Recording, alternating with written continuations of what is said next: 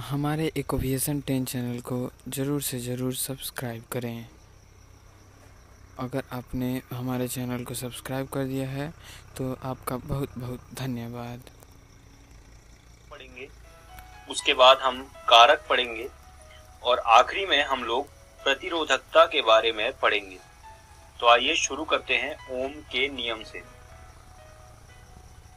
ओम का नियम कहता है जो विभवांतर है वो विद्युत धारा के समानुपाती होता है।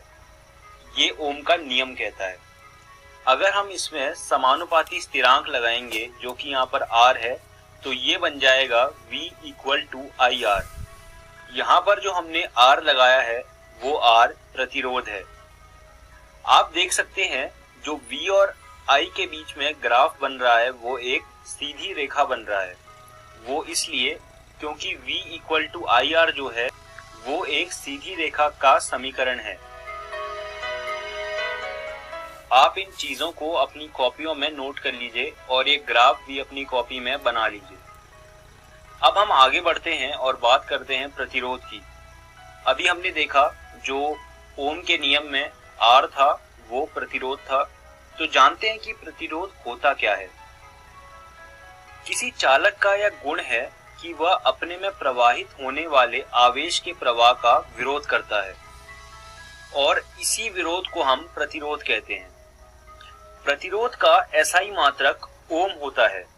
तो ये दो बातें आप अपनी कॉपियों में लिख लीजिए।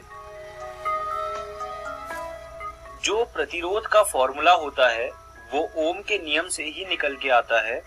यहाँ पर आप देख सकते हैं R equal to V upon I लिखा हुआ है। ओम के नियम में V equal to I R था।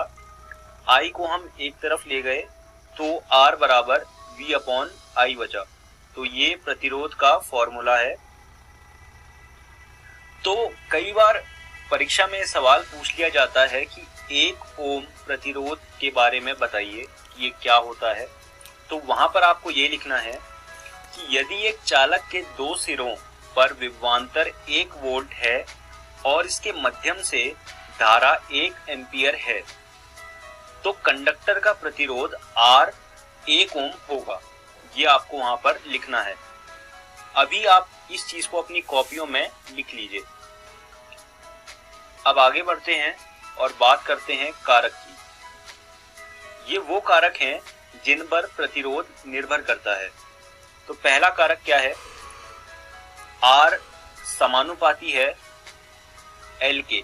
L यहाँ पर जो है वो चालक की लंबाई है। तो R जो है वो चालक की लंबाई के समानुपाती होता है।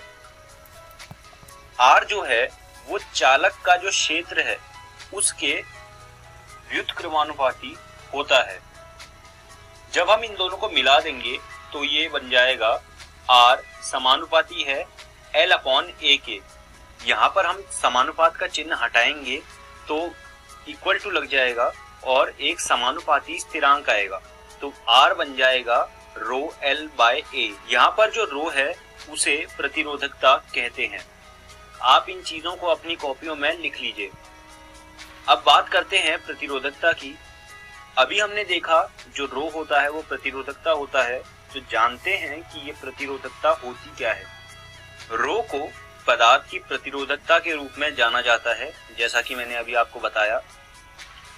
रो का जो SI मात्रक है वो ओम मीटर है।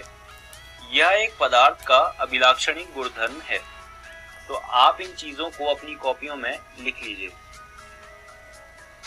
आइए अब जानते हैं कि आज की इस वीडियो में हमने कौन कौन सी चीजें सीखी। सबसे पहले हमने ओम का नियम सीखा। उसके बाद हमने कारक के बारे में पढ़ा। ये वो कारक थे जिन पर प्रतिरोध निर्भर करता है। उसके बाद हमने प्रतिरोधकता के बारे में पढ़ा और मैं उम्मीद करता हूं कि आपको मेरी पढ़ाई हुई सारी चीजें समझ आई होंगी और आपको ये सुझाव देना चाहता हूं कि आप इन सब चीजों को अपनी NCERT विज्ञान से पढ़ लीजिएगा और इन पर कुछ प्रश्न भी हल कर लीजिएगा।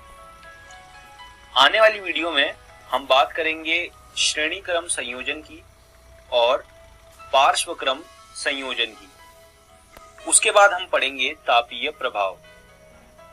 धन्यवाद दोस्तों।